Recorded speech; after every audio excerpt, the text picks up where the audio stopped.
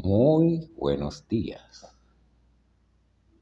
Hoy vamos a iniciar el ciclo de clases de farmacología posgrado hablando de la farmacocinética. ¿Qué es la farmacocinética? Recordemos qué es la farmacocinética. La farmacocinética es el conocimiento de los procesos de absorción, de distribución y eliminación de los fármacos que conllevan al curso temporal de las concentraciones y cantidades de los fármacos en los sitios activos y en otros tejidos y de sus metabolitos en los líquidos biológicos. Entonces, con la farmacocinética nos permite estudiar ese movimiento, por eso se llama farmacocinética, el movimiento de los fármacos en el organismo una vez que son administrados. Y así podemos conocer la concentración en la biofase, es decir, en el sitio donde va a ejercer su función en función de la dosis administrada y el tiempo transcurrido. Entonces, como vemos, la farmacocinética tiene su importancia fundamental.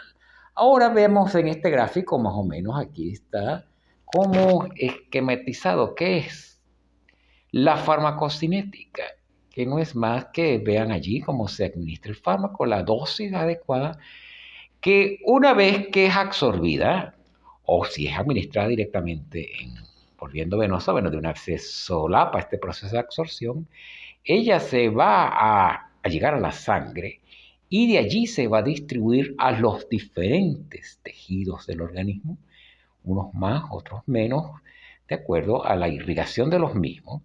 Y en esos tejidos van a estar, algunos de ellos van a ser blancos, que van a provocar efectos terapéuticos. Otros no van a modificar, no van a producir ningún efecto terapéutico o incluso pueden producir efectos adversos. Esta distribución incluye incluso la llegada del fármaco a los órganos de eliminación. Los principales órganos de eliminación son el hígado y los riñones. Y de allí se van a producir del hígado metabolitos, que también van a ser eliminados por el riñón. Como ven, entonces, este es un proceso dinámico. Y ese conjunto de procesos nos va a llevar a una concentración en el sitio activo, en el sitio, en la biofase donde va a ejercer su efecto, pero además vamos a tener concentraciones en otros tejidos, incluidos los tejidos que van a eliminar este fármaco.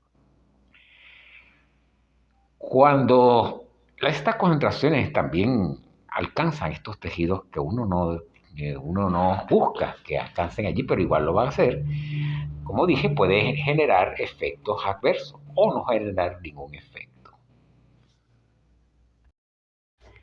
Ahora bien, estos procesos de absorción, de distribución, implican el paso de estas moléculas fármacos a través de membranas biológicas.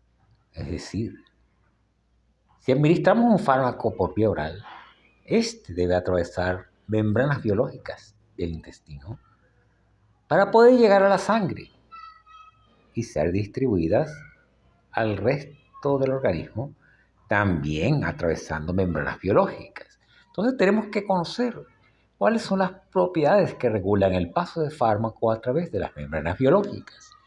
Y todos conocemos cuál es la conformación de estas membranas biológicas. Es una bicapa lipídica de fosfolípidos, como ven, una cabeza polar, que está en contacto con las porciones acuosas del medio de la región extracelular e intracelular, y las colas hidrófobas que están entre estas dos cabezas hidrofílicas que constituyen ese manto impermeable. Entonces esas colas están allí en el centro de esta bicapa lipídica, y además encontramos proteínas que pueden atravesar todo el espesor de la membrana, proteínas de membrana. Entonces, proteínas que nos van a tener diversas funciones, entre ellas la de ser receptores. Pero nos interesan ahora cuáles son estos mecanismos de transferencia. Los mecanismos de transferencia de los fármacos a través de las membranas biológicas. Entonces recordemos que el principal mecanismo de transferencia a través de las membranas biológicas de los fármacos es la difusión pasiva, como ven en el cuadro de la izquierda, ¿no? La difusión pasiva siguiendo un gradiente de concentración. Entonces, es la principal forma de absorción de muchos fármacos de peso molecular adecuado. Ya vamos a ver cuál es el peso molecular. Y es la principal forma de paso de estos fármacos desde el sitio de administración a la sangre y de la sangre a los tejidos. Por otro lado, tenemos el segundo mecanismo, que es difusión facilitada, en la cual el fármaco o la sustancia debe unirse a una proteína transportadora que la lleva al interior de la célula. Ambos mecanismos no requieren energía, porque siguen la corriente o siguen el gradiente de concentración. La difusión simplemente el fármaco atraviesa la membrana, moléculas pequeñas lo pueden hacer, así como lo hace el agua. Además tenemos la difusión, la difusión facilitada, en la cual el fármaco tiene que unirse a una proteína para que pueda ser llevado al interior de la célula. Esto sucede con los aminoácidos, por ejemplo, que no pueden atravesar por sí solos la membrana porque tienen carga. Entonces se echan mano de estas proteínas transportadoras de sustancias que la llevan al interior, pero siempre siguiendo un gradiente de concentración. El detalle aquí es que este transporte es satural porque estas proteínas son de número finito. O sea, al saturarse, simplemente el transporte se detiene, ¿no? Entonces, a diferencia de la difusión pasiva, que no hay esa saturación. Tenemos también el transporte activo. En este caso, requiere de energía porque por lo general van en contra de gradientes de concentración. Aquí tenemos en un fármaco que es transportado, como la bomba de sodio-potasio. Tenemos también la endocitosis y vamos ahora a hablar de los determinantes de la transferencia de fármacos. ¿Cómo un fármaco, qué factores determinan que el paso de un fármaco de una membrana, a través de una membrana, de un sitio a otro? Entonces, la difusión simple, por ejemplo, que es la que ocurre con mayor frecuencia. Entonces, tenemos que tomar en cuenta la liposolubilidad de los fármacos. Es decir, los fármacos más liposolubles atravesarán con mayor facilidad. Las membranas van a pasar fácilmente, siguiendo el gradiente de concentración. Como muchas sustancias, por ejemplo, digamos los organofosforados, que son unos tóxicos muy utilizados en la agricultura. Entonces, mientras más liposolubles, más fácil es el paso a través de la membrana. También tiene que ver el peso molecular. A mayor peso molecular, más difícil de que este fármaco atraviese la membrana porque no se va a poder colar entre todas esas colas de la membrana lipídica. También el grado de ionización, o sea, el grado de carga que tenga el fármaco. Como muchos fármacos son ácidos o bases débiles. Y a ciertos pH tienen carga. Y si tienen carga, no van a atravesar con facilidad la membrana. Entonces, el grado de ionización, a mayor grado de ionización, menor va a ser el paso de los fármacos de un sitio a otro, a través de una membrana. Tenemos que ver la relación pH y pK. El pH, ya ustedes saben que el pH es el logaritmo negativo de la concentración de hidrogeniones del medio, y el pKa, que es el logaritmo negativo de la constante de disociación ácido-base. Recuerden, el pKa es la constante de disociación ácido-base. Tenemos que recordar la ecuación del ácido doble flecha, base conjugada más hidrogenión. Y en el caso de las bases, base más hidrogenión, flecha, flecha, tenemos el ácido conjugado. Entonces, el pK nos va a determinar ese grado de disociación. Y esta relación pH-pK nos va a determinar el grado de ionización y la facilidad o dificultad de estos fármacos para atravesar la membrana. Además tenemos la superficie de absorción. A mayor superficie de absorción, mayor paso del fármaco desde el sitio de administración a la sangre y desde la sangre a los tejidos. O sea, mayor superficie de absorción, mayor cantidad de fármaco absorbido. Entonces, como ven, son factores que hay que tomar en cuenta. Ahora más detallaremos lo concerniente al pH y al pK, el grado de ionización y cómo determinar qué cantidad de fármaco pasa a la. Ok, ahora veremos cuál es la importancia del pH y el pK en la transferencia de fármacos. La mayoría de los fármacos son ácidos o bases débiles. Y fíjense que en el caso de los ácidos débiles que tienden o donan protones, su base conjugada tiene carga negativa. En el caso de las bases débiles, en el lado derecho, como pueden ver, base acepta protones y se convierte en su ácido conjugado con carga positiva. Estas formas cargadas no atraviesan la membrana, no atraviesan, solamente las formas sin carga. En el caso de los ácidos débiles, la forma protonada. En el caso de las bases débiles, la forma no protonada, como pueden ver allí. Entonces, la carga, la presencia de cargas, sean positivas o negativas, constituye un obstáculo para el paso de estos fármacos a través de la membrana biológica.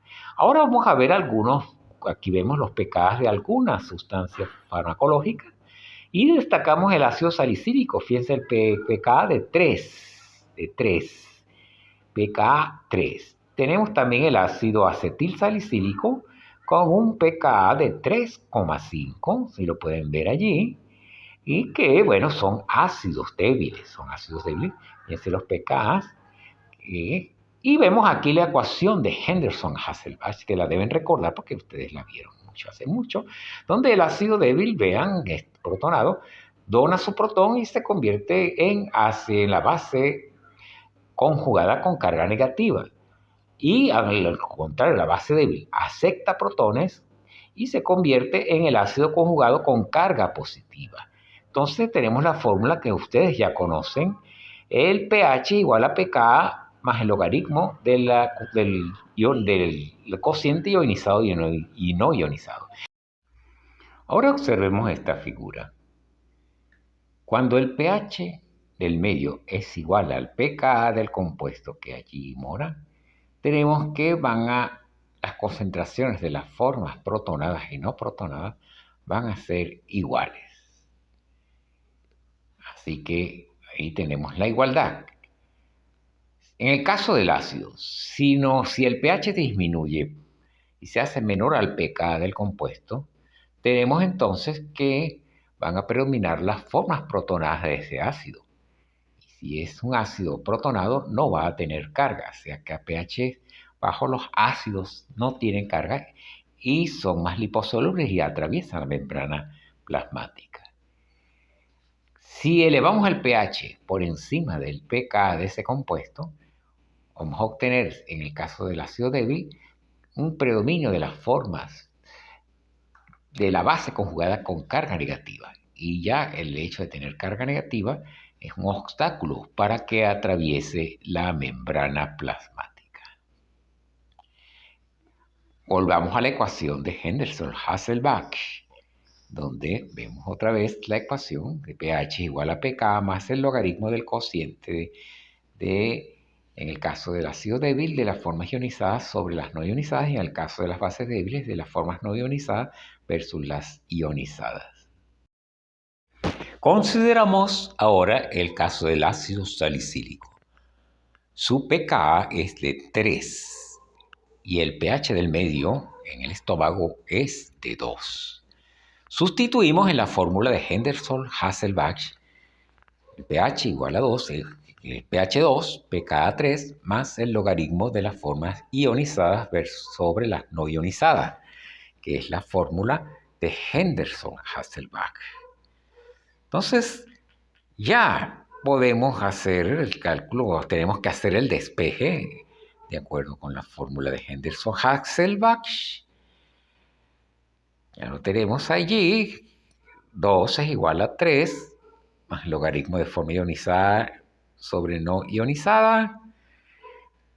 Tenemos que hacer el despeje, vamos a hacerlo, sustituimos y tenemos que pH menos pKa es igual al logaritmo de forma ionizada sobre no ionizada, o sea, pH 2 menos pKa 3, 2 menos 3 es igual al logaritmo de forma ionizada sobre no ionizada. Los convertimos en antilogaritmos y tenemos que 10 sobre a la 2 menos 3 es igual al cociente de las formas ionizadas sobre las no ionizadas.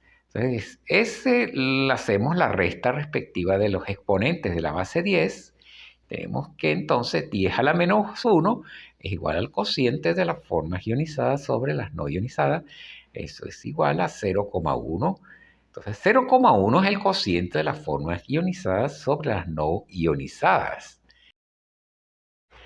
Entonces, tenemos que 0,1 es igual a este cociente, es decir, por cada 0,1 forma ionizada hay una forma no ionizada, que en el caso de los ácidos, las formas no ionizadas son las formas que atraviesan la membrana porque no tienen carga. La ionizada es la base conjugada de ese ácido salicílico, que apenas representa el 0,1%. El 0,1. No vamos a hablar de porcentaje aún. Entonces, ¿cuál es el porcentaje en realidad que hay ahí? Si tenemos este cociente 0,1 sobre 1. 0,1 de ionizada sobre 1 de no ionizada. Entonces, si sumamos los dos componentes, 0,1 más 1 da 1,1. Si 1,1 es el 100% de las formas, tanto ionizadas como no ionizadas, o sea, todas las formas, ionizadas y no ionizadas, es 1,1. Entonces, ¿qué representa 0,1 y qué representa 1 en relacionado a porcentajes? Entonces, tenemos que hacer una simple regla de 3. Si 1,1 es el 100%, 1, ¿cuánto será? Entonces, si hacemos la regla de 3, tenemos que 1 representa el 90% de todas las formas, o sea, las formas no ionizadas representan el 90%, por lo que las formas ionizadas solamente representan el 10% del total de las formas presentes del ácido salicílico en el estómago. O sea, allí sería 90% de formas no ionizadas y 10% de formas ionizadas, haciendo los cálculos. Haciendo la simple regla de 3, donde 1,1 es el 100%. Si 1,1 es el 100%, entonces 90% van a ser las formas no ionizadas y 10% las formas ionizadas.